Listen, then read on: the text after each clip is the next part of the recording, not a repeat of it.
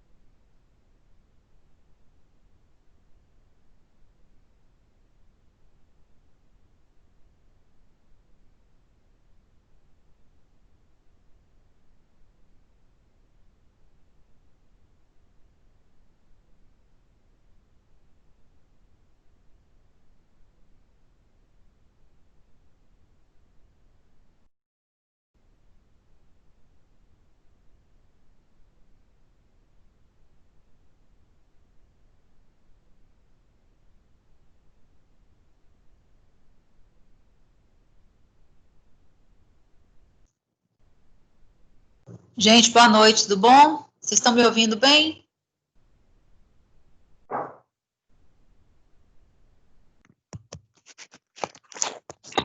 Boa noite, professora. Estou te ouvindo. Tranquilo, né? Ótimo.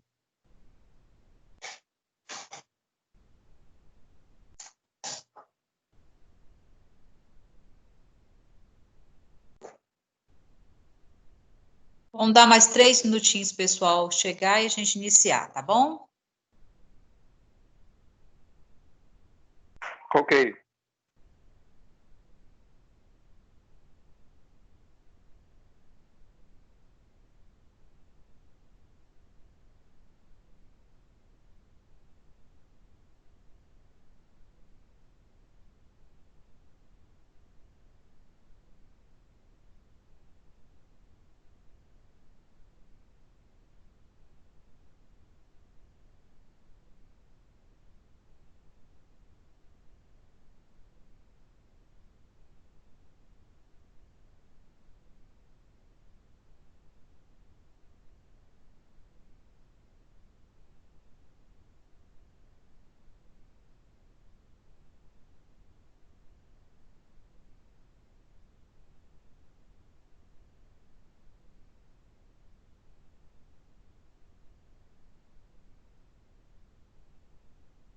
Gente, olha só, enquanto o pessoal chega, deixa eu conversar algumas coisas aqui com vocês. Olha só, eu tenho que passar alguns recados, depois de chegar alguém, no final eu repito algumas coisas que são mais importantes, tá? A gente vai falar primeiro a respeito da parcial. Eu encaminhei para o AVA de vocês as questões que seriam relativas à nossa parcial. Eu coloquei o prazo de entrega dessas atividades para o dia 4, certo? Dia 4 agora. Seria depois de amanhã. Então, assim, teoricamente, vocês já vêm desenvolvendo essas questões, né, durante as aulas, só ficaram faltando mais 3 questões, se eu não me engano, que eu não havia ainda trabalhado com vocês, e vocês terão, no caso, até dia 4 para poder me enviar. Tem alguns alunos que não estão conseguindo enviar essa atividade via AVA, tá? Não tem problema, se não conseguir pelo AVA, você pode mandar para o meu e-mail, aquele e-mail que eu encaminhei para vocês, que é o joycemorfo@gmail.com, tá? Vocês podem mandar por ele. E outra coisa, algumas pessoas estão me perguntando também com relação à forma de fazer essa avaliação. Se tem que ser manuscrito, se pode ser digitado. Gente, da forma que vocês acharem melhor. A primeira, como foi um resumo, eu havia pedido e valia como oficial, eu havia pedido para que vocês fizessem, né, manuscrito, fotografassem, encaminhassem para mim. Agora vai ficar a critério de vocês, o que vocês acharem melhor, tanto manuscrito quanto digitado, certo? Então, assim, tentem não passar do dia 4, porque eu preciso dessas questões, né, respondidas para poder começar a lançar a pontuação parcial de vocês, certo? Outra coisa importante, até esse final de semana, eu estou terminando de fazer a prova oficial de vocês. Só um minutinho, deixa eu aceitar o pessoal que está chegando aqui.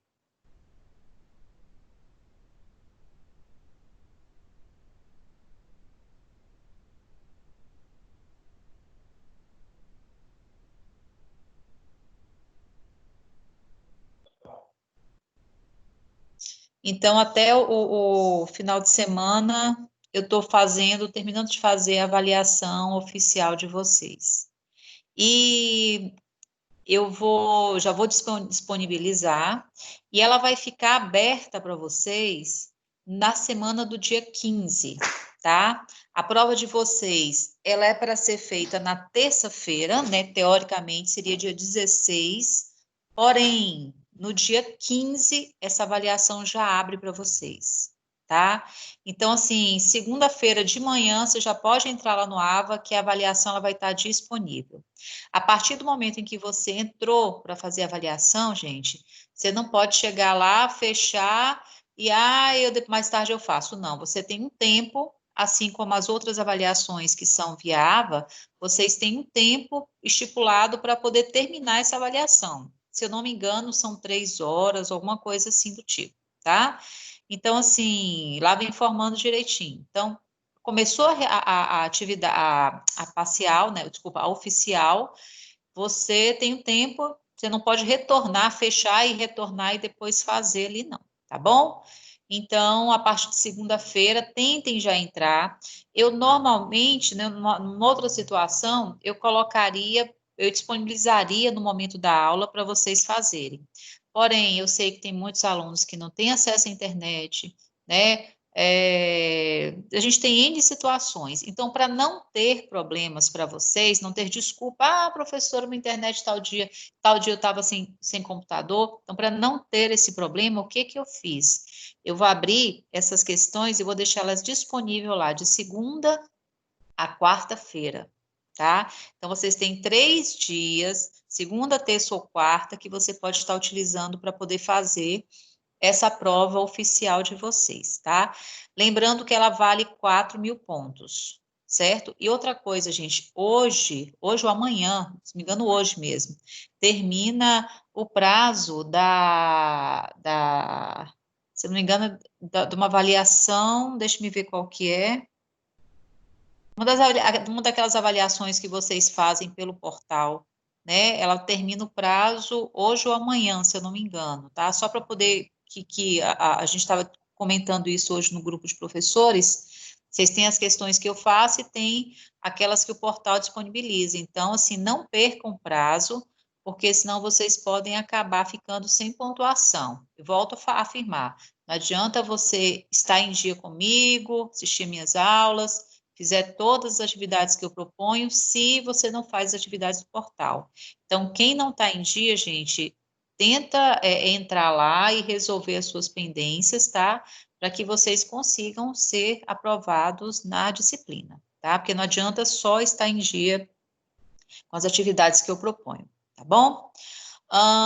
Então, assim, eu me falei da parcial, né, dia 4, falei da oficial, que ela vai ficar por 3 dias aberto, para não ter desculpa para ninguém, né? Outra coisa também importante, gente, é o seguinte, o MEC, ele lançou uma portaria que diz o seguinte, por conta dessa situação da pandemia que a gente está vivendo hoje, as nossas, algumas práticas, elas podem ser disponibilizadas via online, tá?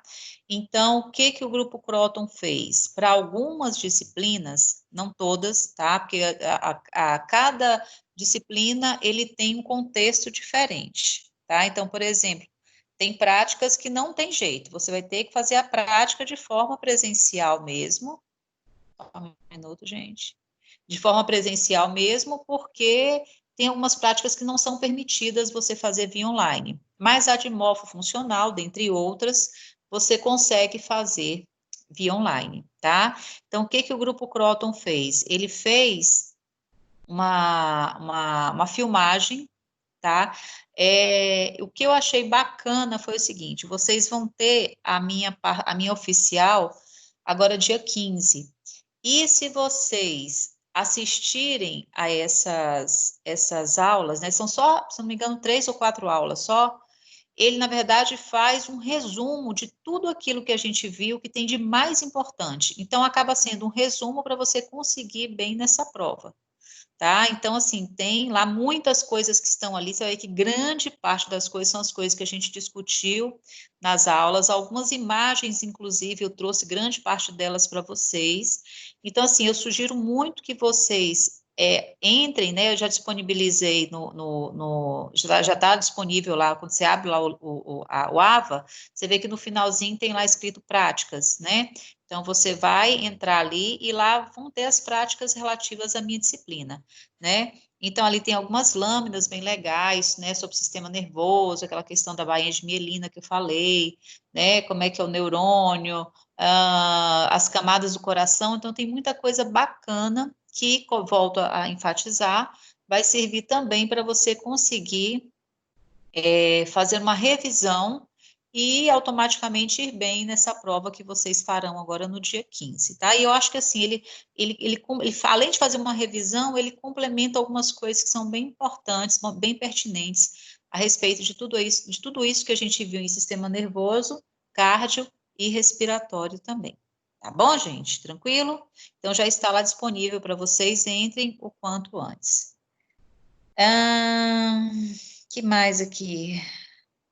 Eu acho que os recados que eu tinha que dar seriam esses mesmo. Alguém tem alguma observação para fazer? Queria comentar alguma coisa antes da gente iniciar? Tranquilo? Então, posso iniciar, né?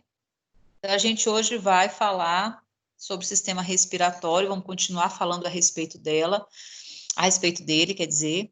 Na última aula que vocês tiveram comigo, nós só vimos algumas coisas relacionadas à anatomia do sistema nervoso, né, as estruturas que formam, quais seriam, de vez em quando tem que parar aqui, viu, gente, o pessoal está entrando aqui, eu tenho que aceitar. Ok. Quais seriam as estruturas que formam, quais seriam as funções dessas estruturas, e hoje a gente vai falar um pouquinho, primeiro a respeito da mecânica ventilatória ou mecânica respiratória, e a gente vai falar um pouquinho também sobre algumas patologias relacionadas ao sistema respiratório, tá bom? Então, para a gente poder entender o conteúdo de hoje, eu queria primeiro dar um conceito para vocês que é bem importante, tá? Um conceito sobre pressões, que vai te fazer entender o que que eu tenho para passar para vocês hoje. Então, você imagina o seguinte, ó. Eu coloquei hoje a filmagem, porque muita coisa eu vou ter que explicar usando a minha mão, né? Usando alguns gestos para vocês entenderem. Depois a gente vai para as imagens do Data Show. certo? Então, você imagina o seguinte, imagina que aqui eu tenho um recipiente, tá? 2 recipientes, que é minha mão, uma bola, vamos supor que seja uma bola, eu tenho uma bola desse tamanho aqui, ok? Recipiente A, é esse aqui. E eu tenho um recipiente desse tamanho aqui, tá? Que é o recipiente B. Então, observa que o recipiente A, ele tem um tamanho maior, e o recipiente B, ele tem um tamanho menor. Ambos recipientes são elásticos, eles têm uma elasticidade. Então, o que eu vou fazer, já que eles têm essa elasticidade? Eu vou pôr nesse recipiente A aqui, eu vou pôr vou colocar aqui, 1 litro de ar. 1 litro de ar vai ter que caber aqui nesse recipiente A. Então, o ar, ele vai fazer uma pressão na parede desse recipiente, querendo sair, tá? Pressionando esse recipiente para ele ficar esticado. Isso seria a primeira situação. Agora, eu vou pegar também 1 litro de ar e eu vou colocar esse 1 litro de ar num recipiente agora desse tamanho, que também é elástico, tá? Então, eu pergunto para vocês, se eu comparar o recipiente A com o recipiente B, ambos com 1 litro de ar, o que você vai observar com relação às pressões? Qual que eu vou ter uma maior pressão? Recipiente A ou recipiente B? O que vocês acham?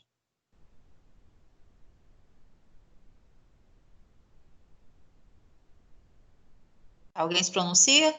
Botei 1 litro de ar no local desse tamanho, botei 1 litro de ar no local desse tamanho. Qual tem mais pressão? No recipiente A ou no recipiente B?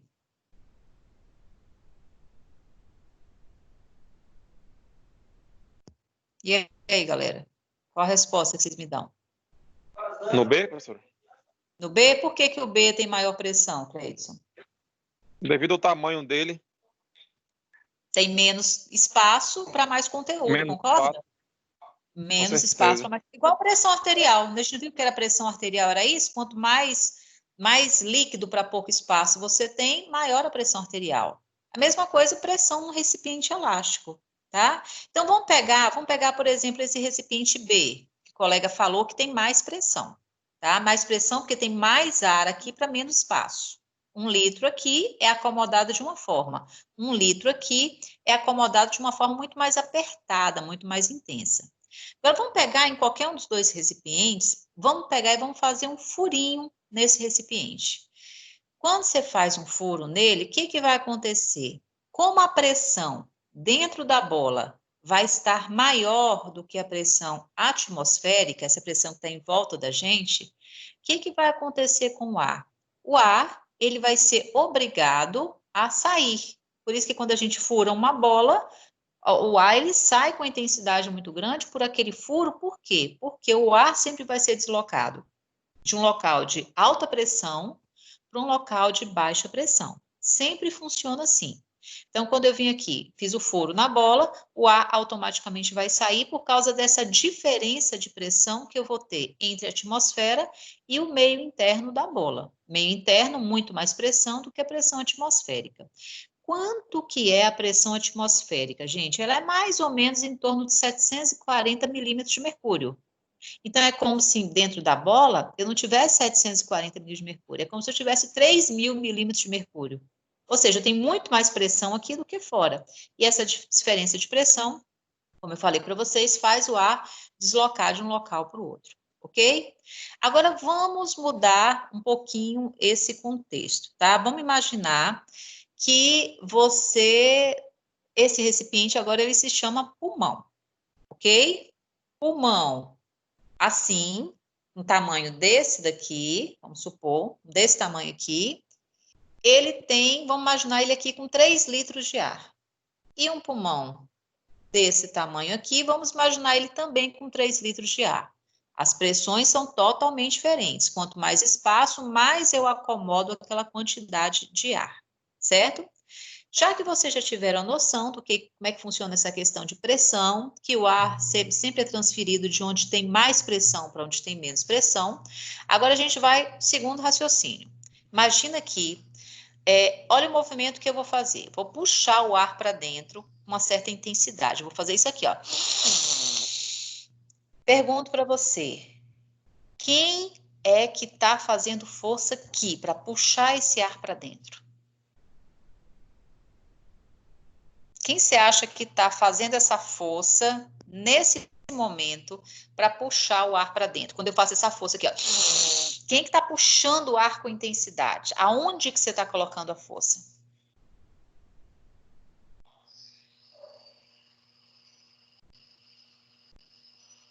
Hein?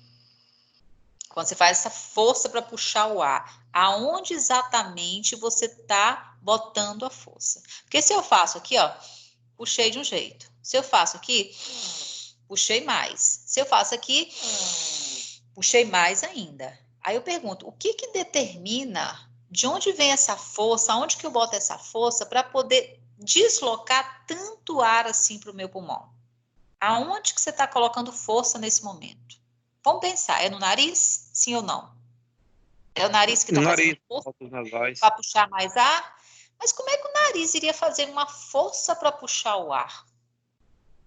O que ele teria de especial para fazer essa força? Tem alguma pressão dentro dele para deslocar esse ar assim?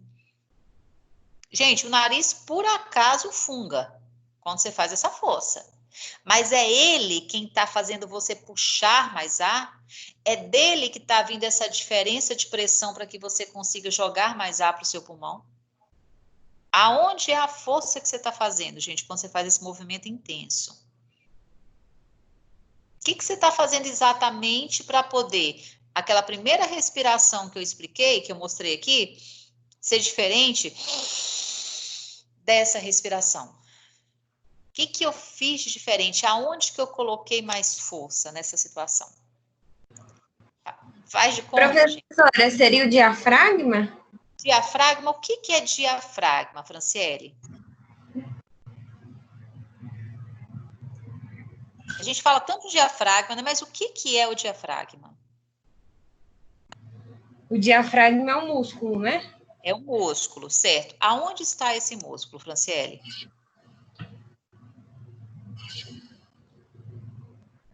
A gente fala muito dele, mas aonde exatamente está esse músculo chamado de diafragma?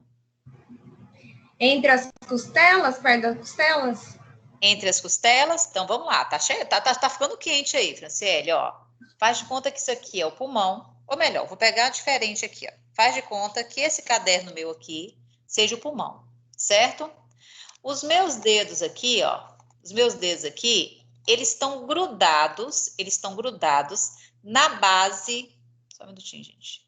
Eles estão grudados na base do meu caderno, na base do meu pulmão, certo? Se o dedo tá esticado, a base do meu pulmão vai para cima. Se o meu dedo encolhe, a base do meu pulmão vai para baixo. Ou seja, eu tenho o pulmão aqui. Na hora que o diafragma contrai e joga a base dele para baixo, o que vai acontecer com o tamanho do pulmão na parte de baixo? Vai fazer o quê? Vai aumentar. Entendeu? Então, quando você faz essa força aqui, aonde exatamente você está colocando a força para que você consiga puxar mais ar? Exatamente o que a Franciele colocou. Eu estou fazendo a força, na verdade, não é no pulmão, não é no meu nariz. Eu estou fazendo a força mais intensa que está determinando essa entrada maior de ar é no músculo que a gente tem grudado na base do pulmão, chamado diafragma. Quando eu contraio, eu saio fazendo isso aqui, ó. Eu saio puxando a base do pulmão para baixo. Por que isso, gente? O diafragma, ele é um músculo, ele é fino, ele é delgado, mas ele é longo, certo? Ele é grande, mas ele é fino. Então, esse músculo, ele tem a inserção, ele é grudado na base do seu pulmão, é uma das inserções dele, e a outra inserção dele é grudado no quadril, na região das últimas costelas e na sua região lombar. Então, toda vez, você imagina, ele está aqui grudado no pulmão e aqui embaixo na lombar. Quando ele contrai, ele vai fazer o quê? Ele vai contrair, vai puxar a origem para próximo da lombar. Ele vai fazer isso aqui, ó. Estou contraindo o músculo diafragma. Automaticamente, o meu pulmão aumenta de aumenta de tamanho na parte inferior dele. Resultado, um recipiente que era desse tamanho, agora vai ficar desse tamanho. Quando ele estava desse tamanho aqui, ó, desse tamanho, ele tinha quanto de ar dentro dele? É como se ele tivesse ali 3 litros de ar dentro dele. Agora eu peguei esses 3 litros de ar e eu acomodei esses 3 litros de ar num espaço maior, certo? Então, se ele estava assim, com 3 litros, e eu peguei esses 3 litros e acomodei aqui agora, o que vai acontecer com a pressão dentro desse pulmão? A pressão dentro do pulmão, ela vai cair, ela vai ficar mais baixa. Então, já que ela vai ficar mais baixa, eu ainda tenho uma outra estratégia para poder abrir ainda mais meu pulmão, tá? Eu posso pegar essas costelas que estão aqui e fazer o quê? Eu posso fazer a costela, fazer esse movimento, jogar essa costela para fora, abrir um pouco, levantar um pouco ela. Porque quando eu faço isso, além de abrir um pouco embaixo, eu ainda consigo abrir um pouco mais em cima e aumentar ainda mais o espaço interno desse pulmão. Então, com isso, esses 3 litros que eu tinha lá, por exemplo, ele ficou muito mais acomodado, ficou muito mais frouxo, muito mais folgado lá dentro. Só que tem um detalhe. Quando eu tinha 3 litros, a pressão era 1. Na hora que eu abri, a pressão aqui agora reduziu. Ela reduziu e por esse motivo, a pressão atmosférica agora vai ter mais pressão do que a pressão intrapulmonar. Então, quando você vai aqui, faz essa força no diafragma, puxa a base do seu pulmão para baixo, o que você faz? Você tem uma queda da pressão dentro do pulmão e isso promove em você uma diferença de pressão entre a atmosfera e o meio intrapulmonar. Então, essa diferença de pressão empurra o ar em direção ao seu pulmão, porque agora você tem essa diferença de pressão, porque você acomodou melhor o ar dentro do pulmão. Então, você desloca o ar para dentro. Por que que isso que eu estou falando para você, gente, é tão importante? Olha só, vamos entender a importância dessa mecânica respiratória aqui. Faz de conta que você, quem acompanha, por exemplo, futebol, já deve ter visto os jogadores da seleção brasileira, algumas vezes saindo aqui do Brasil, indo jogar lá em La Paz, por exemplo, né? Local de grande altitude, local muito alto. Deixa eu só aceitar aqui, galera.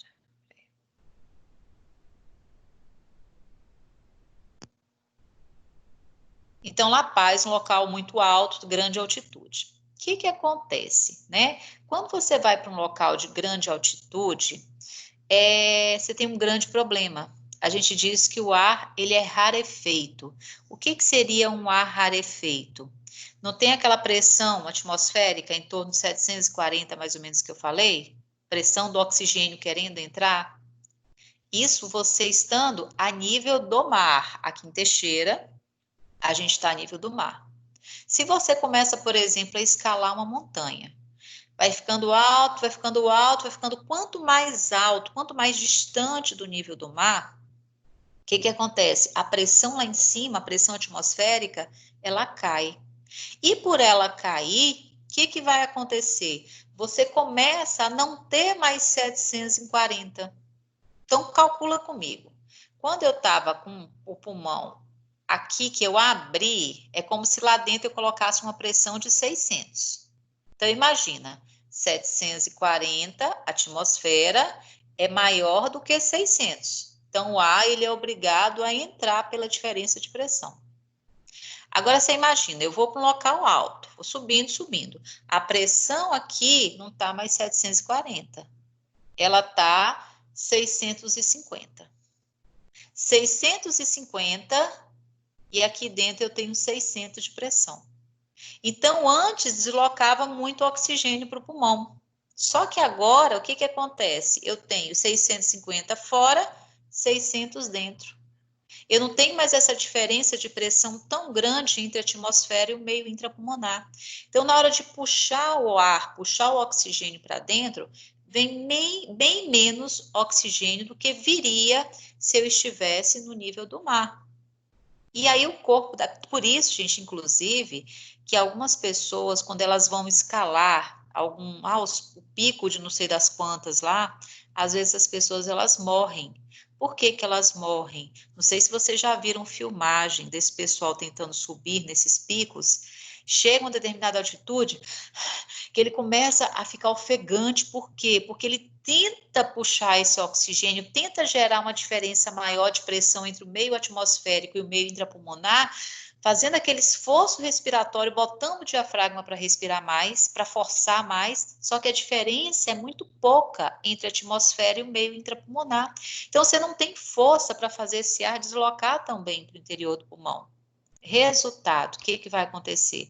A tendência é entrar menos oxigênio no pulmão do indivíduo. E às vezes, nessa brincadeira, o que que acontece? Algumas pessoas acabam indo a óbito, porque não vai ter oxigênio suficiente para poder fazer, né, para suprir as necessidades do organismo. Então, a tendência realmente é algumas pessoas acabarem falecendo por causa disso. Por isso que quando, por exemplo, uma pessoa, né, o jogador de futebol que eu falei, saiu daqui, foi lá para La Paz. Aí você fala assim, professor, e como é que as pessoas lá sobrevivem? Como é que o cara que sai daqui, que é jogador, que vai durante um jogo gastar muito oxigênio, que vai ter que ter muito oxigênio para ter muita energia, como é que ele vai fazer essa compensação? Por que que ele vai uma semana antes, gente? Quando você vai para um local que tem muito, o ar ele é muito rarefeito, né? Tem pouca pressão de oxigênio, você está muito acima do nível do mar. Ao receber oxigênio, o pulmão receber oxigênio, vai receber menos pressão de oxigênio do que ele receberia numa situação normal. Isso eu acabei de explicar. Então, qual é a estratégia que o seu corpo tem para poder conseguir conviver com esse oxigênio escasso agora no pulmão? Quem é que transporta o oxigênio do pulmão, dos alvéolos, em direção aos nossos tecidos? A gente não estudou que eram os glóbulos vermelhos, né, as hemácias, que tinha hemoglobina interior dela e levava o oxigênio para todos os tecidos? Então, você imagina, vamos pensar aqui comigo. Se você tem um pulmão que tem menos oxigênio, você vai ter que fazer o quê? Você vai ter que aproveitar melhor esse pouco oxigênio que ele tem. Qual é a estratégia que você vai ter, gente? Você vai pegar e aumentar o número desses transportadores de oxigênio, desses glóbulos vermelhos. Para quê? Para conseguir aproveitar melhor, transportar melhor esse oxigênio, esse pouco oxigênio, para as células, para os tecidos, para que aquilo consiga suprir a demanda daquele organismo, entendeu? Então, tanto que se você observar, fizer um exame de sangue, por exemplo, aqui, né? Você fez exame de sangue aqui, e aí você foi para um local de grande altitude. Gente, depois de uma semana, você pode medir, fazer o mesmo exame de sangue, tá? Você vai ver que a sua taxa de hemácia vai estar tudo totalmente diferente do que você mediu no local onde você estava a nível do mar. Então, isso é uma forma de você compensar, de você conseguir ter uma demanda maior de oxigênio para o seu tecido, aproveitando aquele pouco oxigênio que é disponibilizado para você, entendeu? Então, isso aí é uma forma de você se habituar àquela nova realidade. Por isso que quando essas pessoas elas vão escalar esses locais que são muito altos, né? Eles escalam um pedaço e aí depois eles fazem o quê? Eles param um pouco, acampam ali, né? É uma forma do seu organismo ir se habituando, né? E compensando essa... Só um minutinho, gente. E compensando essa diferença... Opa. essa diferença de pressão, né, e aproveitando melhor esse oxigênio. Ao contrário, existe quando você, por exemplo, você mergulha, você está abaixo do nível do mar, maior é a pressão. Por isso que uma vez eu até falei para você que se você pega, por exemplo, uma garrafa PET vazia, né, cheia de ar lá dentro, e começa a mergulhar, vai para um local de grande profundidade, ao chegar no interior, lá no final daquele mergulho seu, lá embaixo, o que acontece com essa garrafa PET? Ela vai estar toda esmagada, ela vai estar pequenininha, porque a pressão exercida sobre ela foi muito grande. A gente ainda discutiu o que acontece quando você tem essa descompressão súbita e tudo, né? Então, assim, essa diferença de pressão, gente, ela é extremamente importante para que haja esse deslocamento de ar para fora e para dentro dos pulmões, né? É mais ou menos assim que age, por exemplo, a gente tem ouvido falar tanto de respirador por causa dessa onda do Covid agora, né? Então, o respirador, ele usa mais ou menos essa estratégia. Ele pega, ele tenta, através de um respirador, né, através de um aparelho, gerar pressão para poder imitar como se fosse uma coisa maior do que a pressão atmosférica para empurrar o ar em direção ao oxigênio, em direção aos nossos pulmões, tá? Então, por conta disso, você consegue fazer aquele pulmão expandir e encher de oxigênio, tá? Então, a mecânica ventilatória, gente, ela depende muito, muito, muito dessa diferença de pressão.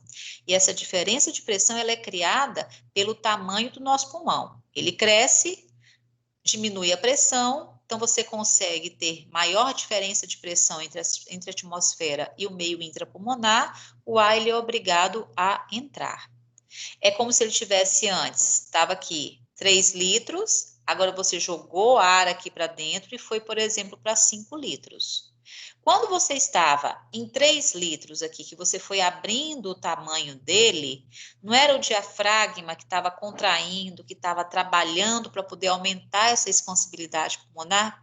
Então, a gente fala que a inspiração, ele é um processo ativo. Por que é um processo ativo? Porque ele gasta energia de um músculo, que é o músculo diafragma. É ele que trabalha, é ele que vai consumir energia. Por isso que é um processo ativo. Então, aqui eu tinha 3 litros, eu abri, esses 3 litros folgou, o oxigênio entra aqui e de 3 eu passo agora a ter, por exemplo, 5 litros. Então, eu estou com 5 litros com um recipiente grande. Por que que para de entrar ar? Quando é que você puxa o ar, parou de entrar, por quê? Porque a pressão intrapulmonar ficou igual à pressão atmosférica. Então, você não tem mais essa diferença de pressão para transportar o ar para dentro. Então, aqui agora eu estou, ó, 5 litros de ar. Ao chegar aqui, nessa quantidade, o que vai acontecer agora? Esse músculo que estava aqui embaixo contraído, tá? Aumentando esse espaço intrapulmonar, que era o diafragma, o que vai acontecer com ele agora? Ele vai fazer isso aqui, ó. Ele vai relaxar. Na hora que ele relaxa, o que ele faz com o pulmão? Ele reduz novamente o tamanho do pulmão. Só que agora eu vou ter 5 litros de ar, não entrou mais ar? Eu vou ter 5 litros de ar num recipiente agora pequeno. Pequeno porque o diafragma relaxou e a capacidade, a característica elástica do nosso pulmão fez com que ele voltasse ao tamanho normal dele. Então, isso faz com que a pressão aqui saia daqueles 740 também, que estava igual da atmosfera, e vá lá para cima, lá para os seus 3.000, por exemplo, né? Ou parecido com isso. Aumentou muito a pressão, o que vai acontecer? A pressão intrapulmonar se torna maior do que a pressão atmosférica. Então, essa diferença de pressão pega o ar que estava no seu pulmão e joga esse ar para fora do pulmão. Então, com isso, você consegue fazer o movimento que a gente chama de expiração.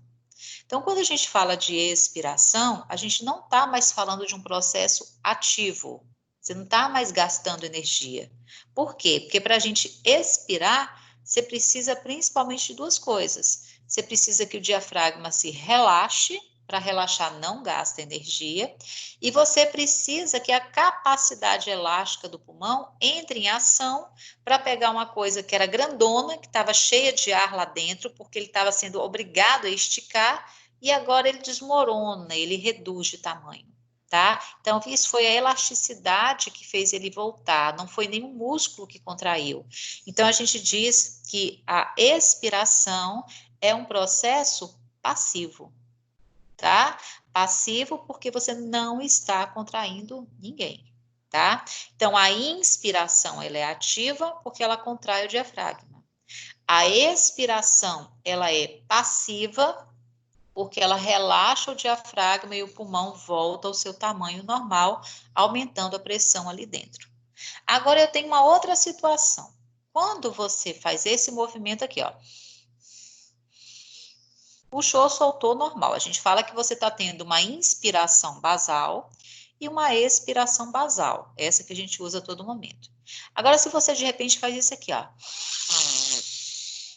Eu estou puxando muito mais do que o normal.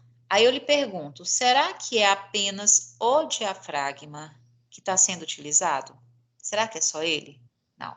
Quando eu faço esse movimento intenso, significa que eu estou abrindo muito mais o pulmão do que o normal. Então, além do diafragma estar trabalhando ali de uma forma muito intensa, muito forte, o que mais acontece, gente? Se você observar, por exemplo, esternocleido, esse músculo aqui, esternocleidomastoideu, o que acontece com ele? Ele está inserido aqui na sua clavícula. Quando você faz uma inspiração muito forte, esse músculo aqui contrai, por exemplo, para pegar a sua clavícula, puxar a clavícula para cima, para quê? Para aumentar o ápice, aquela parte de cima do pulmão.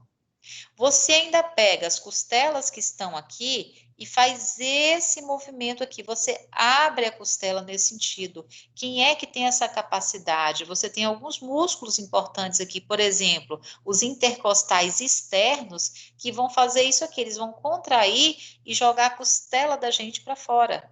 Você tem o serrátil anterior, você tem vários músculos que vão promover essa movimentação para frente de uma forma muito mais intensa do seu pulmão, para que você consiga abri-lo o mais possível, para que ele consiga ter essa grande diferença de pressão e você consiga puxar mais e mais ar para o interior do pulmão.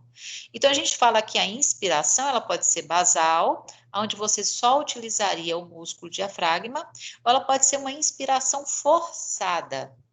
Nessa inspiração forçada, o que acontece? Você usa muito a musculatura, que a gente chama de musculatura acessória inspiratória.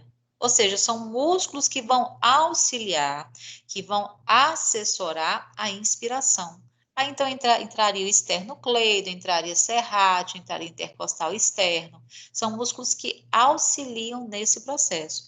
Então, o gasto energético vai ser muito maior. Se você pega, por exemplo, gente, um paciente que tem uma patologia, que a gente chama de patologia restritiva. O que é uma patologia restritiva? Patologia onde ele está tendo uma dificuldade em puxar o ar, o pulmão está restrito, ele não consegue abrir direito. Você vai ver que nessas pessoas, essa musculatura, ela é extremamente acionada, ela é extremamente desenvolvida. Por quê? Porque são músculos que você vai estar forçando demais. Né? Você pega um paciente com pneumonia que está tendo muita dificuldade em respirar, em puxar o ar. Então, você vai ver nesses pacientes essa musculatura acessória sendo a todo momento requisitada para que esse paciente ele consiga respirar, tá? E a mesma coisa a expiração. Se você for pensar na expiração, a expiração basal, essa que você está fazendo aí agora, né? Você está só relaxando o diafragma e fazendo aquele processo passivo, como eu expliquei. Agora, olha que é diferente disso aqui, ó. Puxei o ar, agora eu vou soltar. Soltei tudo o que eu podia. Faz você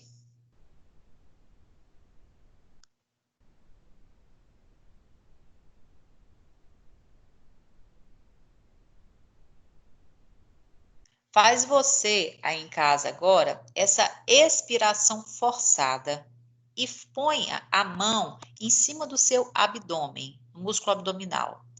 Ao fazer isso aqui, ó, no final, se você tocar no abdômen, você vê que ele tá duro.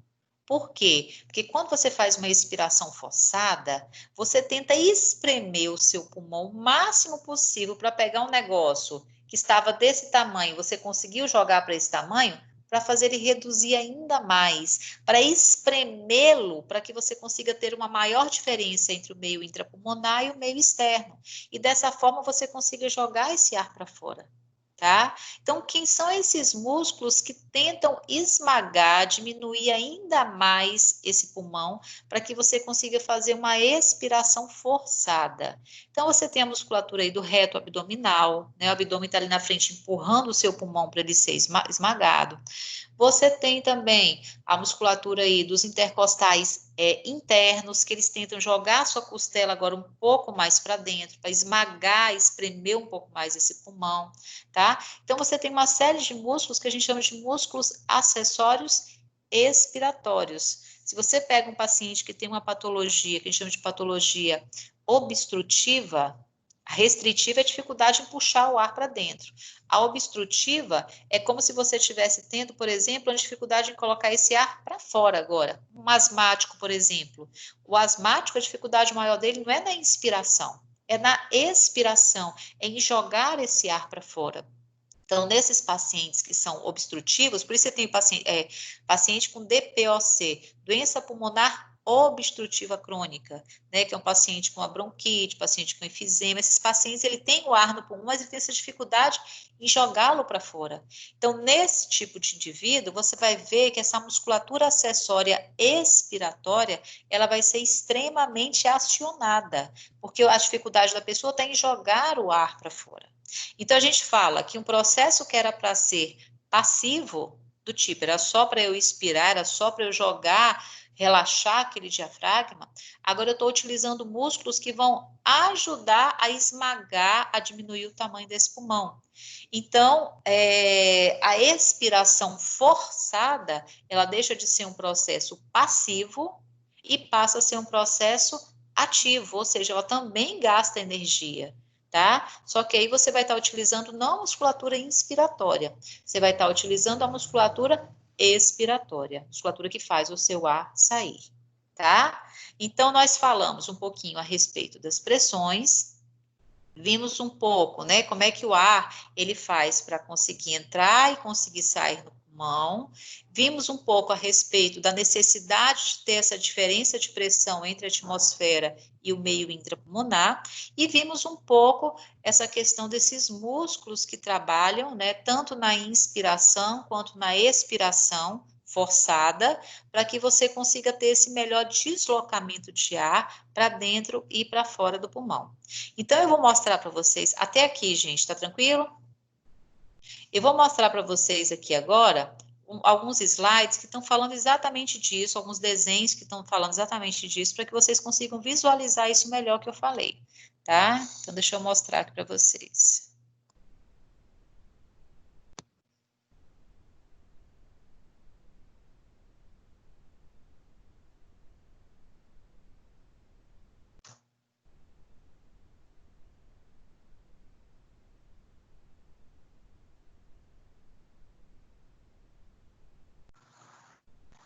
Olha só, gente, olha aqui, nesse slide aqui, você vai ver exatamente essa mecânica da inspiração e da expiração.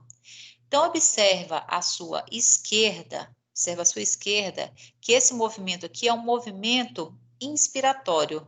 Então, no movimento inspiratório, olha a setinha puxando as suas costelas para cima, abrindo a costela naquela direção. Olha o diafragma contraindo, sendo jogado para baixo para aumentar a expansibilidade do pulmão na sua base, nessa parte inferior, tá? E aí, por conta dessa diferença de pressão que é gerada, o ar consegue, dessa forma, entrar no seu pulmão, tá? A mesma coisa, ou melhor, diferente disso, você vai ver do seu lado direito aí agora.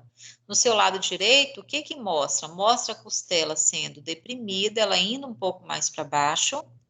Observa, compara esses dois desenhos, gente. Observa que o que está à sua direita agora, o diafragma não está mais para baixo. O diafragma agora ele está para cima. Já que ele está para cima, se você for comparar o tamanho dos dois pulmões aí, você vai ver que o que está à sua direita, ele está mais reduzido em relação ao que está à sua esquerda, tá? Porque o diafragma relaxou, pegou a base do seu pulmão e jogou essa base para cima. Gerou aquele aumento de pressão intrapulmonar e com isso o ar ele foi obrigado a ser expirado, tá? Tranquilo? Outra coisa importante aqui, esse slide que eu trouxe aqui para vocês, ele mostra uma coisa importante que é o quê? Como é que o oxigênio ele consegue passar de um local para o outro, não só da atmosfera para o meio intrapulmonar, mas também do meio intrapulmonar até chegar no seu tecido. Então, se você olhar, esse cachinho, parece um cachinho de uva que está aqui em cima, são os alvéolos. A gente diz que a pressão de oxigênio no alvéolo ela é maior do que no vaso sanguíneo, então o oxigênio ele entra no vaso. Ao chegar no vaso sanguíneo, lá embaixo, está escrito assim, tecidos do corpo. Então, a pressão de oxigênio dentro do vaso sanguíneo, ela é maior do que nos tecidos do corpo. Então, isso faz com que você consiga dar oxigênio. Lembram disso em cardio? Você deixa O2 e recebe CO2. Então, aqui você dá esse oxigênio para o tecido e, ao mesmo tempo, recebe CO2. Por quê? Porque a pressão de CO2 no tecido aqui embaixo, onde ele é formado, ele é maior do que no vaso sanguíneo. Então, agora esse CO2, ele vai em direção ao seu alvéolo lá em cima, e a gente diz que a pressão de gás carbônico, a pressão de CO2 no vaso, ela é maior do que a no alvéolo. Então, o CO2, ele é deslocado em direção ao alvéolo. Então, essa diferença de pressão, gente, não só do meio externo para o meio interno, não só da atmosfera para o seu pulmão, ela que favorece essa passagem de ar de um lugar para o outro, não é só aqui nessa região, mas também no seu sistema circulatório. Se eu tenho mais pressão no alvéolo, vai passar do alvéolo para o vaso, para o sangue. Se eu tenho mais no sangue que no tecido, vai passar do sangue para o tecido.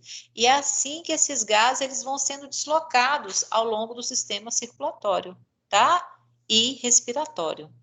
E aqui eu trago para vocês aquilo que eu acabei de falar para vocês, que existem músculos, que são chamados de músculos inspiratórios, e os músculos expiratórios acessórios. Esses músculos, eles vão auxiliar a inspiração, como eu falei, e a expiração. Então, na inspiração, como eu falei, você tem o esternocleidomastoideu, você tem os intercostais externos, você tem o diafragma, todos eles, o escaleno, todos eles são músculos que vão auxiliar o ar a entrar no seu pulmão. E, ao mesmo tempo, na hora de você jogar o ar para fora, você teria os intercostais internos, você tem ali musculatura do reto abdominal, você tem uma série de músculos também que vão auxiliar esse movimento, tanto de inspiração quanto expiração, tá? Nesse próximo slide, essa outra coisa que eu expliquei para vocês. Olha bem o tamanho, compara, gente, os dois lados. Olha o tamanho do pulmão na expiração. Então, observa que na expiração, o pulmão ficou pequeno, porque o diafragma que estava lá embaixo, ele subiu, ele relaxou. Isso faz com que aumente a pressão intrapulmonar e o ar consiga sair. A mesma coisa, diferente disso, vai acontecer na inspiração. A inspiração que está aí à sua direita, o diafragma, ele é puxado para baixo, isso aumenta a base do seu pulmão, tá? E com isso o ar vai ser obrigado, né, a sair de um local que tem mais pressão, que seria a atmosfera, em direção ao meio intrapulmonar. Então, é isso que a gente consegue observar. Esse desenho está bem claro do movimento que acontece tanto com o seu pulmão quanto com o diafragma durante a inspiração e durante a expiração. Então, é basicamente isso, gente, que um respirador artificial, ele tenta fazer com o indivíduo, tá? E aí eu pergunto para vocês agora, como é que é feito o controle dessa respiração? Porque a gente já viu como é que o ar entra, como é que o ar sai. Os músculos que ajudam esse processo, a importância da diferença de pressão. E quem é que manda você respirar, às vezes, mais rápido ou manda você, às vezes, respirar mais devagar? Gente, vamos imaginar o seguinte: você está começando, por exemplo, uma atividade física, tá? Até então, sua respiração estava normal. Ao iniciar uma atividade física, o que que acontece? Os seus tecidos, por conta do excesso de trabalho, eles vão começar a consumir mais oxigênio e, por outro lado, ele vai acabar produzindo mais CO2. Ao aumentar essa quantidade de CO2 no sangue, é como se o sangue do indivíduo ele ficasse um pouco mais ácido quando ele recebe esse CO2 a mais. Esse sangue ele vai passar por locais, por uma série de vasos sanguíneos do tipo carótida, a própria artéria aorta, e nessas regiões a gente tem neurônios que vão conseguir captar esse sinal de que o sangue está levemente ácido, ou seja, está com excesso de CO2. Ao captar isso, ele vai pegar essa informação e vai mandar essa informação para os nossos centros respiratórios. A gente viu que o centro respiratório ele fica na região da ponte, fica na região do bulbo. A gente estudou sobre isso quando a gente estava falando do sistema nervoso. Então, na hora que essa informação chega nessa região, qual vai ser a resposta dada? Você, na verdade, vai aumentar a frequência respiratória do indivíduo para conseguir normalizar essa taxa de CO2 na corrente sanguínea, tá? Então, por isso que a gente diz que por isso que a gente diz que o nosso centro respiratório, ele se localiza na região do tronco, tá? A gente está dando o exemplo de CO2, mas isso também pode ser causado por alteração relacionada ao sistema nervoso, por exemplo, uma descarga emocional altera a frequência respiratória. Então, são vários os estímulos que podem alterar a nossa frequência respiratória. Então, o movimento da respiração é aquele que eu expliquei para vocês. Agora, quem faz esse controle, que diz assim, respira mais agora ou respira menos agora, ou respira, né? É a região do nosso tronco encefálico, principalmente a região do bulbo e a região da ponte, né? Você tem vários centros ali extremamente importantes para fazer esse controle. Eu, inclusive, na aula, quando a gente estava falando do sistema nervoso, que eu expliquei as funções de cada área do sistema nervoso, a gente ainda deu exemplo para vocês daquele ator que fez o Superman, o primeiro Superman que teve, o Christopher Reeve, né? O que aconteceu com ele? Ele caiu do cavalo, e por conta dessa queda, ele acabou fraturando a região cervical alta, né? E a gente ouve muito falar de uma coisa assim, fulano quebrou o pescoço, morreu na hora. Então, por que existe essa cultura de quebrar o pescoço, morrer na hora? Por que pode, em alguns indivíduos, acabar vindo a óbito? Porque se você tem uma lesão cervical, principalmente alta, e ela vai nesse local, nesse centro respiratório, e rompe, corta, tá? Provoca uma lesão nessa região, você vai ficar com a região que regularia a respiração, que mandaria o seu diafragma ser acionado no momento correto, queria desenvolver todo esse processo de puxar, etc e tal, o diafragma para baixo, puxar a base do pulmão para baixo, todo esse processo ele fica interrompido. Resultado, o indivíduo ele para de respirar. Então, por isso que existe esse ditado que fala exatamente a respeito disso, né? Quebrou o pescoço, morreu na hora, né? Justamente por causa desse importante centro, que é o centro respiratório, que se localiza nessa região final do nosso tronco encefálico, tá? Outra coisa importante que eu queria mostrar, gente, sobre isso aqui, alguém tem algum comentário a fazer? Gostaria de fazer alguma pergunta? Que hoje eu engatei a primeira e fui embora.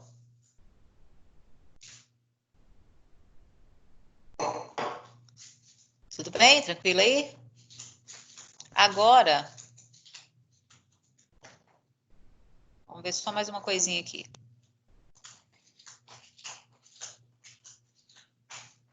Eu posso botar o celular? Você não.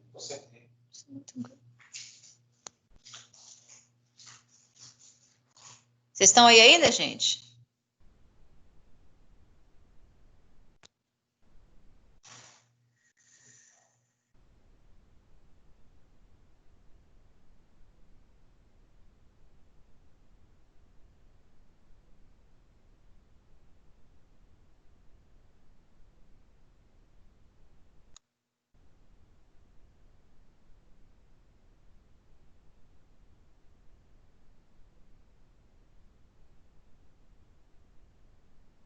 Deixa eu pegar só o outro agora que eu vou mostrar para vocês, tá?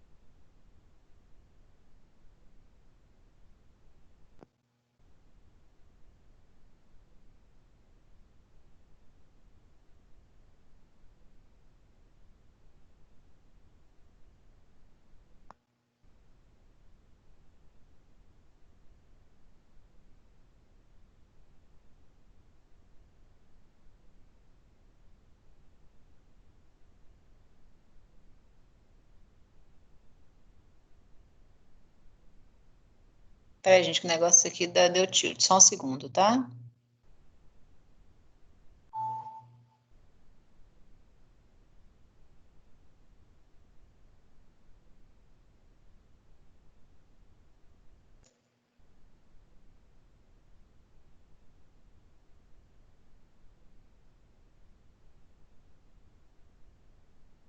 Vocês estão me escutando aí, gente? Sim. Isso, chegou aqui onde eu queria. Então, vocês estão vendo aí um vídeo que eu coloquei, um vídeo não, um PowerPoint que eu coloquei para vocês agora? Então, chegou para vocês aí? Quando chegar, me avisa.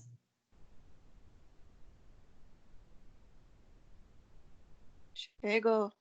Chegou? Ok, beleza, obrigada. Então, vejam só, gente. Isso aqui, o que eu quero falar para vocês agora? Eu queria falar um pouquinho a respeito das patologias respiratórias, tá? Então, a gente vai falar sobre asma, sobre bronquite, sobre pneumonia, enfisema e embolia pulmonar, tá? Então, primeiro eu queria falar a respeito da asma. Eu trouxe esse desenho aqui para vocês, essa imagem, que eu acho que ela deixa bem claro o que acontece com o bronquíolo do indivíduo quando ele tem a patologia asma. Eu não sei se foi nessa turma que a gente chegou a comentar o que acontece quando você tem a asma, tá? Então, o asmático, gente, se você for pegar esses dois primeiros quadrados que estão aí à sua esquerda, né? O primeiro deles é um bronquíolo normal. A gente aprendeu que o bronquíolo, em volta dele existe uma camada de músculo liso, e essa camada de músculo liso, ela vai contrair e relaxar de acordo, né, com as necessidades que a gente tem. Tem que entrar muito ar, o simpático agiu ali, jogou adrenalina, abriu, o ar entrou. Tá? Situação que não tem necessidade, esse bronquíolo fecha, por causa justamente desse músculo liso que tem em volta dele. Quando você tem a patologia asma, você tem o que a gente chama de hiperreatividade desse bronquíolo. Então, o que é um bronquíolo ser hiperreativo? É uma situação de que qualquer situação, qualquer besteirinha, que para mim, para você, passaria despercebido, para o asmático não. Por exemplo, vamos imaginar, eu não tenho nenhum problema respiratório e você também não tem, tá? Então, a gente entrou num local que tem um pouquinho de mofo ou tem um pouquinho de poeira, você pode até espirrar um pouquinho, etc e tal, ficou por isso mesmo. Se você pega um bronquíolo do asmático, ele é hiperreativo, ou seja, aquilo que para você não era nada, para ele é uma grande coisa. Então, o que acontece? Qual a resposta que ele tem mediante essa situação para se defender? Ele entra em broncoespasmo, ele fecha. Então, se você observar, tem um que está mais à sua esquerda, que ele está todo aberto, ele está normal. Na outra situação, o que aconteceu com ele? Ele reduziu o tamanho, o orifício dele, tá? O músculo contraiu e, além do músculo contrair, você ainda tem um processo inflamatório. Observa que dentro dele está uma cor um pouco mais avermelhada. E ainda para piorar a situação, Você está vendo que dentro ainda tem uma coisinha amarela? O que que é essa coisinha amarela, gente? É a secreção que você acaba formando, tá? Ele inflama, ele reduz de tamanho e ele ainda produz secreção. Então, ele fica hipersecretivo, ele fica inflamado, a parede dele já fica mais espessa por causa disso, e ele faz esse processo que a gente chama de broncoespasmo. O bronquíolo, ele reduz o seu tamanho. Essas três coisas associadas vão fazer com que a capacidade do ar, principalmente sair, ela seja reduzida, tá? Porque você está reduzindo o orifício por onde esse ar passaria. Então, ao passar por um local que está mais estreito, o que vai acontecer com esse ar? Por essa dificuldade, ele vai turbilhonar. Então, a gente vai acabar escutando nesses pacientes um barulho chamado de sibilo, que é a mesma coisa de você pegar um balão, encher um balão de ar, pegar a boca dele e puxar, tá? Na hora que você puxa a boca do balão, dos dois lados, o ar vai sair por ali fazendo um barulho, um assovio. É a mesma coisa que acontece com o ar quando ele passa por esse bronquíolo, e esse bronquíolo está estreito. Então, a gente diz que o paciente, ele sibila, tá? Aí, do lado, tem, numa foto um pouco mais ampliada, que dá para ver melhor, né? Essa que está em verde aí, né? Dá para ver melhor essa questão da luz do tubo, tá? Dessa região por onde o ar passaria, o quanto que ela está reduzida pelo fato da parede estar inflamada e ainda estar contraída, a musculatura lisa de volta está contraída, tá? Então, isso aí é o que a gente observa muito no paciente que é asmático, tá? Por isso que paciente asmático, gente, às vezes você utiliza o quê? Às vezes você utiliza broncodilatadores, né? Que são justamente para poder dilatar essa musculatura lisa que está em volta do brônquio, para você conseguir abrir melhor, né? A gente tem, por exemplo, o Berotec, que a gente discutiu uma vez, que ele provocaria essa abertura por relaxamento desse músculo. E tem situações que às vezes se utiliza mucolítico para poder reduzir a produção desse muco, né? Tem situações mais extremas que você usa, às vezes, até mesmo corticoide para reduzir esse processo inflamatório, né? Tudo vai depender qual é a gravidade desse paciente asmático, tá? Além sobre a asma, a gente gostaria de fazer algum comentário? Posso continuar? Professora, Sim. a bombinha que os asmáticos usam, qual é a função dela? O que que é aquela bombinha, gente? Aquela bombinha, lembra que a gente falou, quando a gente falou do simpático, que a gente falou que a adrenalina promoveria broncodilatação? Lembram disso, quando a gente falou do simpático? Então, na verdade, essa bombinha, né, ela é nada mais, nada menos do que uma droga adrenérgica, ela age como se fosse adrenalina. Ela adere a essa parede, ela interage com essa parede de músculo liso aí do bronquíolo, e ela vai promover esse dilatamento, essa dilatação desse músculo liso aí. Então, você vai pegar esse bronquíolo que está fechado e vai fazer com que ele fique aberto. Isso facilita a passagem de ar. Então, quando o paciente está sibilando, significa que, a luz desse tubo ela está bem estreita, então é o recurso que você tem para conseguir abrir e fazer com que o ar passe melhor por essa região. Entendeu? Sim, obrigada. Nada. Aqui é uma outra situação, gente. Primeiro, eu falei para vocês do asmático, né? E agora a gente vai ver o que acontece no paciente que tem bronquite. Quando você pega e vai analisar a parede do bronquíolo, você vê que ele tem músculo liso, tá? Que está em volta, essa parede fininha que está em rosa aí, tá? E ele é do tipo, o tecido que reveste internamente toda a nossa árvore brônquica, ela é do tipo ciliar secretor, o tecido ciliar secretor, epitélio de revestimento ciliar secretor. Então, o que significa isso? Ela tem vários cílios. Esses cílios servem para quê? Na hora que, por exemplo, vamos imaginar que você fique gripado, tá? Entrou ali um micro-organismo, né, um vírus, e isso fez com que você com que ele agredisse essa estrutura, e essas glândulas que estão nessa região começam a produzir muco na tentativa de eliminar aquele micro-organismo dali. Então, por isso que quando você entra em contato com algum patógeno, qual é a reação que você vai ter? Produzir secreção, tá? Por causa desses mucos, dessas glândulas que você tem nessa parede, tá? Nessa parede interna. Além disso, o que que acontece? Você tem esses cílios que eles vão servir para quê? Só um minutinho, gente.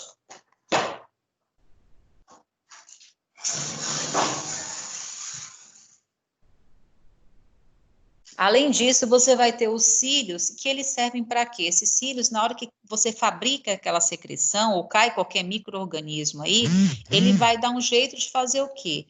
Fazer como se fosse uma varredura, né? Eles vão jogar aquele micro-organismo, aquela secreção em direção, vai subindo com aquela secreção em direção à laringe. Ao chegar na laringe, você joga aquilo para a região da laringofaringe e acaba jogando em direção ao seu estômago. Você engole aquela secreção.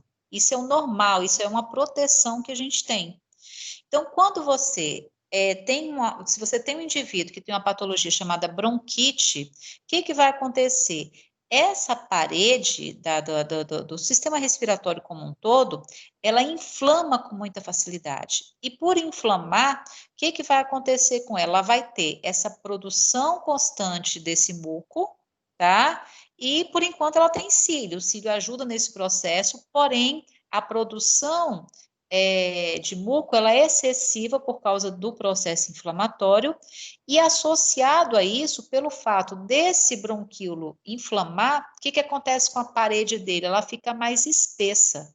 Então, não chega a ser uma broncoconstrição, como a gente viu na asma, mas a parede ela fica mais larga. Se ela fica mais larga, porque ela está inflamado, e junto a isso, você ainda colocou muco, tá? Aonde que a gente está vendo esse muco? Esse muco é essa parte meio acinzentada que vocês estão vendo na imagem à sua direita. Então, você imagina, a parede inflamou, já ficou grossa. Você produziu muito muco, o que que acontece com a luz do tubo, com o buraco por onde o ar passa? Ele tende a ficar mais reduzido. Então, nesse paciente que é bronquítico, você também pode auscultar o sibilo, por quê? Porque na hora que o ar vai passar por ali, ele vai turbilhonar, ele vai fazer aquele barulho que ele está passando por um local estreito. Então, às vezes, é até difícil você saber se o paciente ele é bronquítico ou se ele é asmático, né? Justamente porque o sibilo é uma coisa que é muito característica do asmático, mas o bronquítico ele também pode acabar apresentando por causa desse estreitamento na luz do tubo que vocês estão vendo aí, tá? Então, o indivíduo que tem uma bronquite é aquela situação onde você tem essa tendência a inflamar essa estrutura com muita facilidade. Tá? Se o bronquítico ele é grave, né? Então às vezes você tem que entrar com corticoide, com algumas coisas para reduzir esse processo inflamatório, né? Tem situação que se utiliza também o broncodilatador, porque como o espaço aí está reduzido, por mais que não seja um problema no músculo liso aí, você tem que abrir o máximo que puder para conseguir facilitar a passagem de ar nesse indivíduo. E à medida que essa bronquite ela vai evoluindo, ela vai ficando crônica. Então, observa aí como é que é um bronquíolo normal e como é que é um paciente que tem uma bronquite crônica. Olha a parede em si, o quanto que ela está mais espessa. E além dessa parede estar espessa, observe em amarelo aí a presença da secreção. Então, tudo isso, né? Olha a diferença, gente, olha a diferença da luz do tubo de um bronquíolo normal, ou seja, o buraco do bronquíolo normal está muito mais aberto, dá para passar muito mais ar do que esse indivíduo que está com a bronquite crônica, por exemplo. Tá certo, gente? Então, assim, a diferença do asmático para o bronquítico é o quê? O bronquítico, ele tem esse processo inflamatório, mas, teoricamente, ele não tem um problema em si com essa musculatura, ela não é hiperreativa. No asmático é hiperreativo, tá? Às vezes, o asmático, ele sibila, até mesmo independente de ter presença de secreção ou não ali naquele bronquíolo. Por exemplo, às vezes você pega um asmático que passou por uma descarga emocional muito violenta, ele pode começar a sibilar, por quê? Porque o emocional dele, às vezes, fecha o bronquíolo, tá? promove contração nesse bronquíolo. Então, o paciente ele vai sibilar, às vezes até mesmo sem ter a presença de secreção nas vias aéreas. Tá certo? Sobre bronquite, sobre asma, alguém gostaria de fazer algum comentário? Tá de boa até aí? Tranquilo? Agora, a próxima patologia que a gente vai falar é a respeito da pneumonia. A gente falou um pouquinho da pneumonia, gente, quando eu falei para vocês sobre refluxo, né? A gente viu que quando o paciente ele tem refluxo, pode ser que parte desse conteúdo que estava lá no trato digestório migre para o sistema respiratório, que o paciente às vezes broncoaspira um pouco daquela secreção e tudo, e aquilo pode acabar sendo meio de cultura para algumas bactérias, certo? Só que é só isso que pode causar uma pneumonia? Não, gente, tem várias e várias causas de pneumonia, né? O agente causador que mais comumente a gente observa no indivíduo que tem a pneumonia é o Streptococcus, né? Um tipo de bactéria. E o que que marca a pneumonia, gente? O que marca a pneumonia, por exemplo, na bronquite a gente não viu nada de bactéria. Na asma, a gente não viu nada de bactéria, não tinha nenhuma infecção, só estava inflamado, não estava infeccionado, não tinha bactéria. Porém, se você pega, por exemplo, um paciente que está com pneumonia, o que que caracteriza a pneumonia? Você tem a presença de uma bactéria nesse pulmão, tá? E o que que fez com que aquela bactéria, com que aquela bactéria se proliferasse naquela região? Provavelmente o local estava quente, estava úmido, né? Então, vamos supor, por exemplo, uma pessoa que está muito gripada, com pulmão hipersecretivo, ou então um indivíduo que tem bronquite crônica o tempo inteiro lá formando secreção, formando secreção. Você imagina, o local está quente e está úmido, fonte de proliferação de bactéria. Então, você pode, a partir daquela secreção, né, fazer com que esse indivíduo evolua para uma pneumonia, ou seja, a bactéria pode se instalar ali e começar a proliferar, tá? Então, quando você pensa em pneumonia, você tem que pensar em infecção. Por isso que pneumonia, gente, se trata com antibiótico, tá? Por causa da presença da bactéria. A pneumonia, ela vem associada à febre, uma série de outras coisas, né, que não necessariamente os outros quadros tenham que ter. E é muito comum a gente falar assim, nossa, cuida dessa gripe, cuida desse resfriado para não virar uma pneumonia. Tá certo isso? Tá certo. Agora, se você ouve falar assim, nossa, cuida dessa gripe para não virar uma tuberculose. Isso está errado. Por quê? Tuberculose, gente, ela é causada por um bacilo, que a gente chama de bacilo de Koch. Para você adquirir a tuberculose, para você adquirir esse bacilo, obrigatoriamente você tem que ter tido contato com o bacilo, ou seja, você tem que ter tido contato com uma pessoa que esteja contaminada pela tuberculose. Por isso que é tão difícil de você, ou melhor, é muito difícil hoje da gente conseguir conter a tuberculose, principalmente aqui na Bahia existem muitos casos de tuberculose, porque o tratamento da tuberculose em si ele é meio complicado, né? O paciente que foi diagnosticado com tuberculose, gente, aí você fala, ai meu Deus do céu, não vou chegar nem perto. Se a pessoa estiver em tratamento, ela para de contaminar outras pessoas, tá? Ela para de contaminar. Agora, o problema é que o tratamento dela dura em torno, mais ou menos, a de tuberculose, tá, gente? Ela dura em torno de 6 meses aproximadamente. Durante esses 6 meses, ela utiliza uma poliquimioterapia que vai, às vezes, fazer com que ela se sinta mal, etc e tal. Os sintomas em si da tuberculose, do tipo a tosse, a dispneia, né? Às vezes carro de sangue, febre noturna, tudo isso acaba reduzindo logo quando você inicia o tratamento da tuberculose. Aí muitos pacientes pensam assim, beleza, não estou mais sentindo nada, não vou tomar esse negócio por um tempo prolongado, não. E aí que o negócio complica. Por quê? Porque se você interrompe o tratamento antes desses 6 meses, na hora que ele vai reiniciar o tratamento, né, primeiro que ele volta a contaminar outras pessoas, e quando ele vai reiniciar o tratamento, aí só os 6 meses não daria mais conta de resolver o problema dele. Ele acaba tendo que estender esse tratamento por mais ou menos um ano e né? Um ano e 2 meses, né? Porque o bacilo ele acaba se tornando um pouco mais forte, um pouco mais resistente. Tá certo, gente? Então, pneumonia é uma infecção, tá? Normalmente provocado pelo acúmulo de alguma secreção, alguma coisa ali que fez com que aquilo fosse meio de cultura para aquela bactéria, Streptococcus. E a tuberculose, você tem que ter tido contato com bacilo, com alguém contaminado para adquirir aquele bacilo para você, certo? Agora, a outra patologia que eu queria mostrar para vocês era essa daqui, ó. Isso aqui ela é bem interessante. Lembram que eu falei para vocês que a pessoa, né, a gente normalmente, se você pegar o sistema respiratório, forrando todo ele internamente, a gente tem a presença daqueles cílios e a gente tem a presença daquelas glândulas que vão produzir o muco, que na verdade é uma proteção, aquele muco para tentar liberar ali aquele micro-organismo do corpo da gente, certo? Quando uma pessoa, ela fuma, ela vai, ao longo dos anos, ela vai alterando aquele tecido que eu falei, que era ciliar secretor. Então, você vai alterando, vai perdendo aqueles cílios, vai perdendo a proteção desse sistema respiratório, e além disso, você inibe enzimas que promoveriam, né, essa elasticidade que o alvéolo da gente tem. Então, ele vai perdendo cada alvéolozinho, cada saquinho desse que vocês estão vendo, cada bolinha desses aqui, eles vão perdendo a elasticidade à medida que a doença ela vai se prolongando.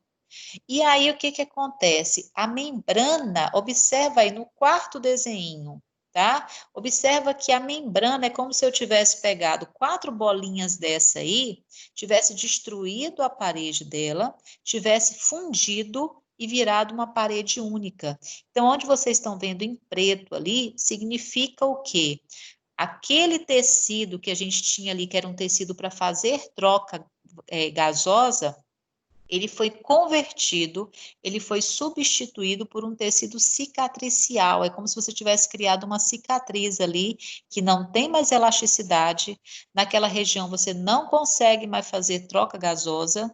Você fica com o local cheio de ar, só que esse ar ele não consegue ser aproveitado, ele não consegue ser jogado para a corrente sanguínea, tá? E aí a tendência é acontecer, mesma coisa que aconteceu aqui com o quinto balãozinho que vocês estão vendo aí, todo esse cacho de alvéolos aí, ele fica comprometido, então toda essa área aqui é uma área que você não consegue fazer a troca gasosa.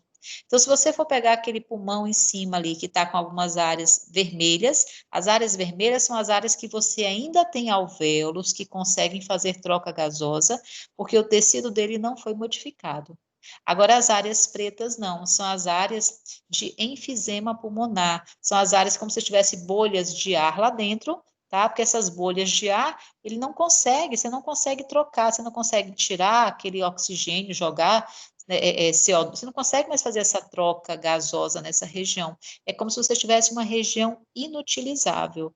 Isso é complicado, porque você não deixa o seu corpo se livrar do excesso de CO2, esse excesso de CO2 na corrente sanguínea vai deixando o seu sangue ácido e o indivíduo ele pode morrer por uma patologia que a gente chama de acidose respiratória, tá? Essa acidose respiratória, ela faz com que as enzimas do seu corpo, elas parem de funcionar. Então, o coração pode parar de bater, você pode parar de respirar, justamente porque você está alterando o pH do sangue do indivíduo, tá? Então, isso aí é uma patologia que a gente chama de enfisema pulmonar, ok? Gostaria de comentar alguma coisa sobre enfisema? Querem fazer alguma pergunta?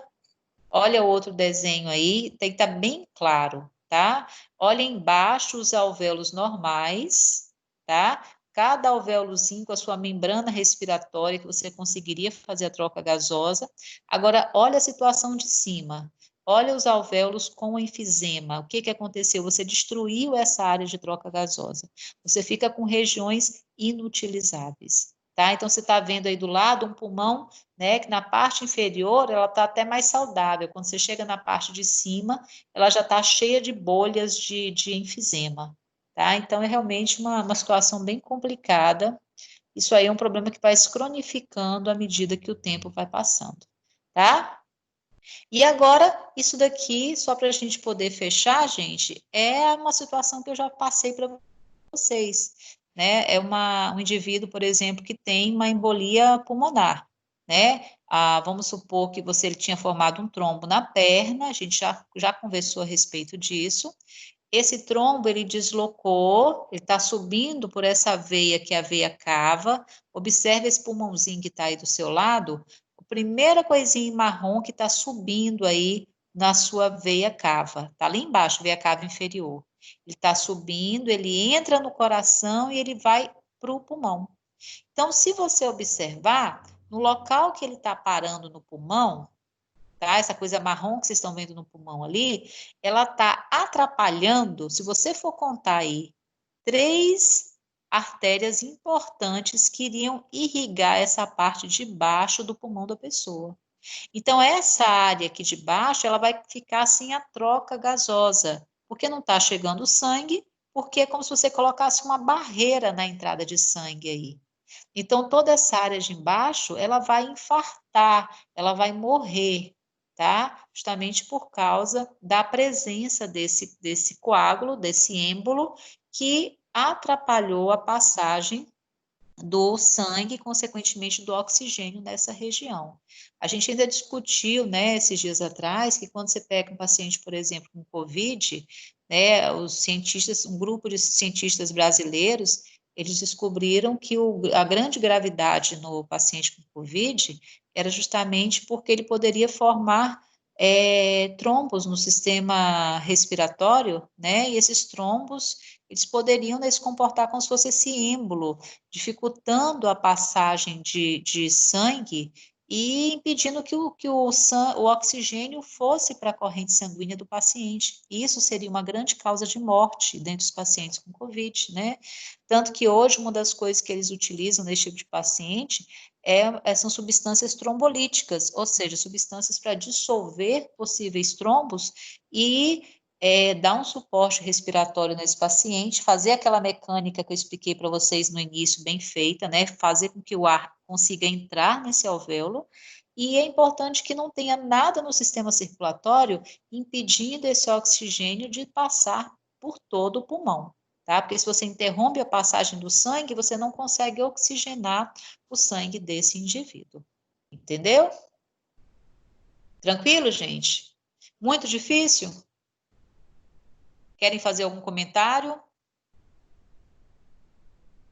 Tá tranquilo aí? Tudo bem? Então, eu vou ficar hoje por aqui, tá? Volto a falar para vocês, quem chegou um pouquinho depois, só para poder relembrar algumas coisas importantes, tá? Não esqueçam que a nossa parcial, prazo de entrega é até o dia 4.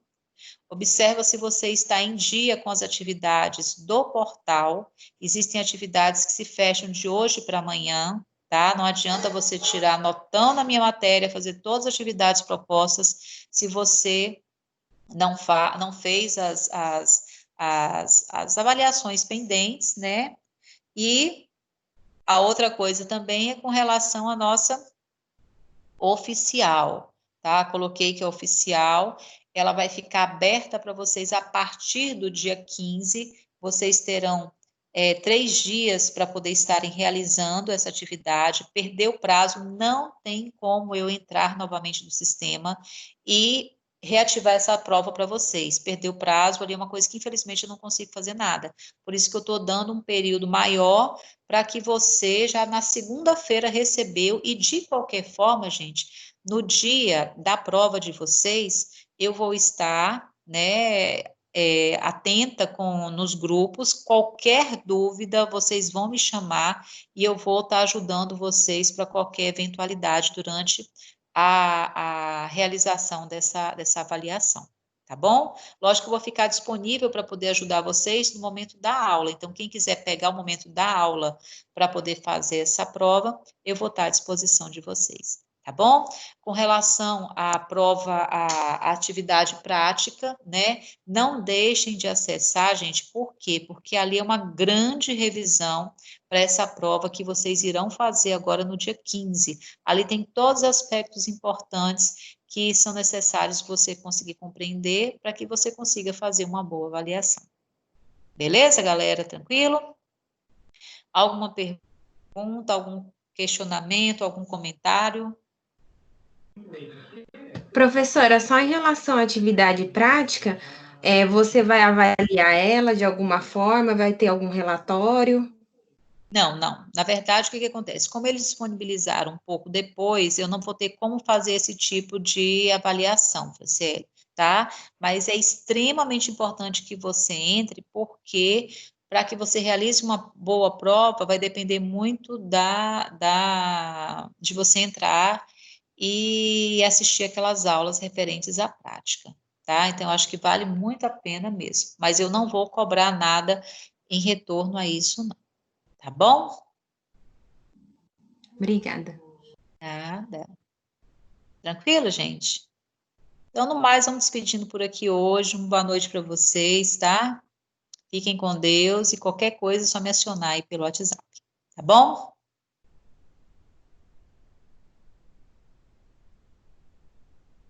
Ok, boa noite, professora. Boa noite, meu jovem. Fiquem com Deus.